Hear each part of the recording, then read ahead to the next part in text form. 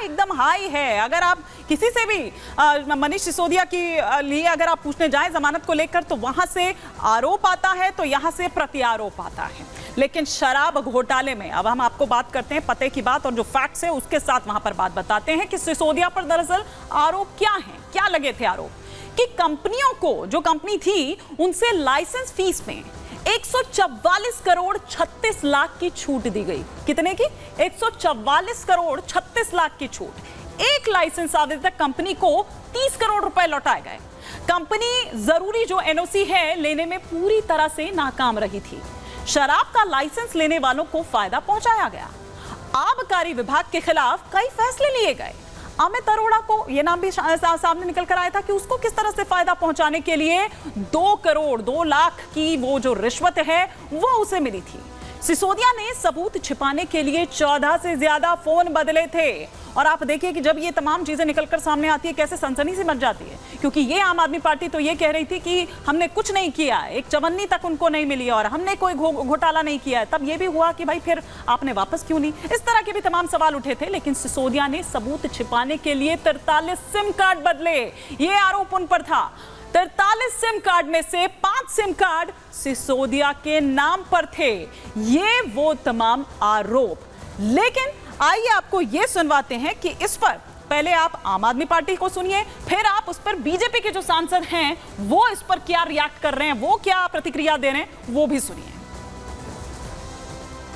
हम सबके लिए बहुत खुशी की बात है कि मनीष जी बाहर आ रहे हैं, उनको बेल मिल गई है।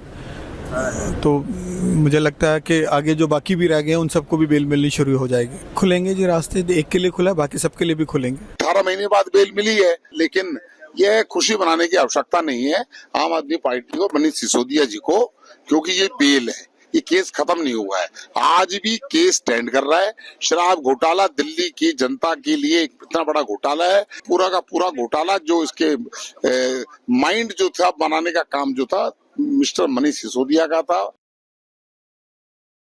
तो योगेंद्र चंदोलिया और अशोक मित्तल को आप यहां पर सुन रहे थे। लेकिन मेरे पीछे जो तस्वीर आप देख रहे हैं, 2 तस्वीर बड़ी दिलचस्प तस्वीर है और अपने आप में ये तस्वीर अपने आप में पूरी कहानी को बयां कर रही है। वो मुस्कुराता हुआ चेहरा मनीष सिसोदिया का, और दूसरा टेंशन में वो चिंतन मनन अभी भी चल रहा है कि केजरीवाल जी आखिर कब बाहर आएंगे, कब उनका नंबर आएगा। लेकिन आइए आपको बताते हैं फटाफट से कि सिसोदिया को बेल जो मिली है उस पर बीजेपी की ओर से क्या प्रतिक्रियाएं सामने आई है। मनीष सिसोदिया को आप देख रहे हैं और ये दिल्ली बीजेपी के अध्यक्ष वीरेंद्र सचदेवा को आप यहां पर देख रहे हैं। जमानत मिली है, निर्दोष साबित नहीं हुए हैं, ये बीजेपी कह रही है, ये दिल्ली बीजेपी कह रही है, उनके अध्यक्ष कह रहे हैं वीरेंद्र सचदेवा।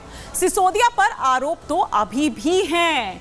ये बीजेपी की ओर से कहा गया कि जमानत से केस खारिज नहीं होता है। आप 1.5 साल भैया जेल के अंदर रहे हैं तो कुछ तो वजह रही होगी, ज्यादा उत्साहित होने की जरूरत नहीं है। ये कह रहे हैं वीरेंद्र सचदेवा कि कोई इतना उत्साहित होने की जरूरत नहीं है।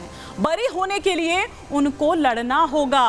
राहत मिली है, बरी नहीं हुए हैं, और राहत भी ये सशर्त राहत है, कोर्ट को गुमराह करने की जरूरत नहीं है। ये बीजेपी द्वारा कहा गया है, ये बीजेपी द्वारा प्रतिक्रिया आई है मनीष सिसोदिया पर।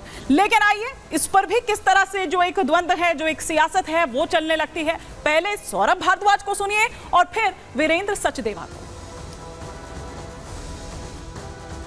बेल देना किसी का भी हक है, उसको बेल मिलनी चाहिए। आप ऐसे नहीं कर सकते कि आपका मुकदमा शुरू नहीं हुआ और आपने किसी को जेल में डाल दिया। भाई मुकदमा पूरा कीजिए, किसी का गुनाह साबित कीजिए, कन्विक्ट कीजिए, 1 साल नहीं 5 साल की सजा दिलाइए, कोई मना नहीं कर रहा। मगर आपका मुकदमा ही शुरू नहीं हुआ, कोई गुनाह साबित नहीं हुआ, बिना साबित हुए आपने 17 महीने उनको जेल में रख लिया। अब मैं ये जानना चाहता हूँ, अब वो अगर बेगुनाह साबित होंगे तो ये 17 महीने उनको कौन वापस करेगा? बेल ग्रांट होने का मतलब ये नहीं है कि अक्यूज्ड गिल्टी नहीं है। और जो मनीष सिसोदिया बेल पे रिहा जरूर हुए हैं, लेकिन जांच अभी चल रही है। और भारतीय जनता पार्टी हमेशा से न्यायालय के निर्णय का सम्मान करती है। जो लोग आज जश्न मना रहे हैं, सत्यमेव जयते लिख रहे हैं, पिछले हफ्ते इन सबका गला सूख गया था। इसी माननीय सुप्रीम कोर्ट के निर्णय पर जो दिल्ली नगर निगम के पक्ष के विषय में आया था, उस समय जिस तरह की बौखलाहट संजय सिंह हो या बाकी लोगों ने दिखाई थी, वो दिखाता था कि इनका न्यायालय के प्रति कितना सम्मान है। मैं फिर कहता हूँ, जांच अभी चल रही है। शराब नीति घोटाले में अरविंद केजरीवाल हो, मनीष सिसोदिया हो, ये सब दोषी करार दिए जाएंगे। तो सियासत चरम पर है और ये सियासत तो खत्म होने वाली नहीं, अभी ये तो अभी शुरू हुई है, क्योंकि दिल्ली के विधानसभा चुनाव भी तो होने हैं। तो उसके लिए तब तक माहौल जो है, पिच जो है वो पूरी तरह से सेट हो जाएगी, आम आदमी पार्टी द्वारा भी और बीजेपी द्वारा भी। लेकिन खैर, हम आपको ये बताते हैं कि शराब घोटाला है क्या, क्यों आखिर 1.5 साल अंदर रहना पड़ा, क्या आरोप उन पर लगे, ये तो हमने आपको बता दिया। लेकिन नई आबकारी नीति 2021-22 में गड़बड़ी का आरोप लगा था। शराब बिक्री का ठेका निजी कंपनियों को दिया गया, ये आरोप लगा था। शराब कारोबारियों को अनुचित लाभ पहुंचाने का ये आरोप लगा था। दिल्ली सरकार पर कारोबारियों से मिली भगत का ये आरोप लगा था। भ्रष्टाचार के आरोपों के बाद नई आबकारी नीति को रद्द करना पड़ा था। आम आदमी पार्टी को 100 करोड़ की रिश्वत मिलने का आरोप लगा था। तो ये दरअसल वो पूरा शराब घोटाला जो हमने आपको बताया कि किस तरह से क्या कुछ पिछले कुछ वक्त में जो ये गिरफ्तारियां हुई, फिर इस पर जमानत दी गई, क्या कुछ अब तक इस पर रहा और दिल्ली की सियासत भी इसमें हाई होती रही। लेकिन आइए अब आगे बढ़ते हैं अपने नेक्स्ट सेगमेंट की तरफ और यहां पर बात करते हैं दिल्ली पर आतंक के साए की।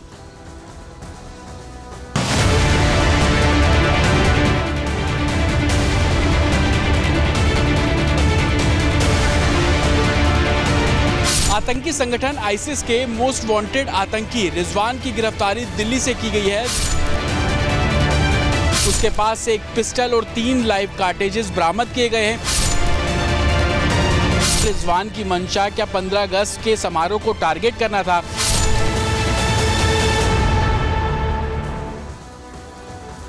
दिल्ली में घुसे आतंकी आखिर कैसे घुस गए? देखिए, यही वो वक्त होता है, स्वतंत्रता दिवस जब करीब होता है, हमेशा ये कोशिश होती है कि किस तरह से देश की राजधानी दिल्ली, क्योंकि यहां से अगर आप कुछ करते हैं तो वो गूंज सुनाई देती है पूरे देश भर में। और यहां पर दरअसल अपने नापाक मंसूबों को लिए इनका एक और खतरनाक प्लान था, लेकिन दिल्ली पुलिस की जो स्पेशल सेल है उसने पहले ही इसे नाकाम कर दिया। लेकिन सवाल कुछ खड़े होते हैं। देखिए, त्योहारों का समय है, स्वतंत्रता दिवस का समय है, 6 दिन बाकी हैं। 15 अगस्त पर दिल्ली आतंकियों के क्या निशाने पर है, ये सवाल उठा रहे हैं हम। स्वतंत्रता दिवस पर आतंकी हमले का खतरा है क्या? जिस तरह का टिप ऑफ मिला, आखिर क्यों वो पूरे पोस्टर्स जो हैं पूरी राजधानी में चस्पा कर दिए जाते हैं, वो तस्वीर भी हम आपको दिखाएंगे।